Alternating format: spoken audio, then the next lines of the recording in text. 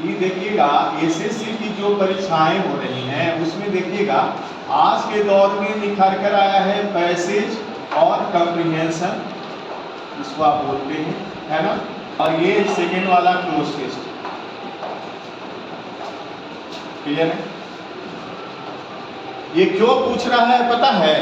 इसको पूछने के पीछे का एक रीजन है कि आप कितना जानकार हैं, किसी चीज का कम्प्रीहेंसिव पावर आपका कितना है, किसी चीज को आप कितना तेजी समझते हैं। क्योंकि ग्रामेटिकली जांच करना तो ये पता चलाता है कि भाई आप कितने जानकार हैं, आपने किसी चीज को कितना अध्ययन किया।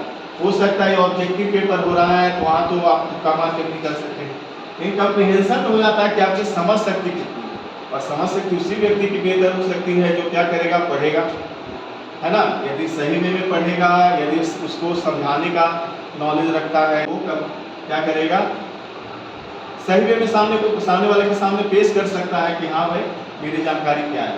तो पैसे, फिर उसके बाद देखिएगा आपका जो क्लोज टेस्ट होता है, तो क्लोज टेस्ट से क्या हो जाता है ना रुपेश, कि वहाँ पर आपको पता चलने लगता है कि हम कहानी भी समझे, कहानी के साथ साथ उस कहानी में किस वर्ड को पुट करना है इसकी भी आपको जानकारी हो जाती है, क्या जी? यस। तो ये सारा चीज क्लोज टेस्ट और पैसेज में आ जाता है।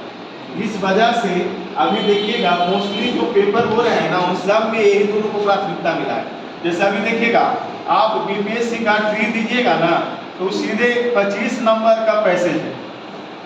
अब सोचिए भाई 25 नंबर का पैसे, आप पूरा इंग्लिश है 80 नंबर का है, अब बताइए 80 नंबर में 25 नंबर ये ठीक है। अब 55 नंबर में ग्रामर और ये क्या कहते हैं उसका लिटरेचर भी आएगा। तो सीधा बात है वो चेक करना चाहता है कि आप कितना इन सब चीजों को समझते हैं। क्लियर? चलिए अब आ जाइए फिर से अपने पॉइंट पर।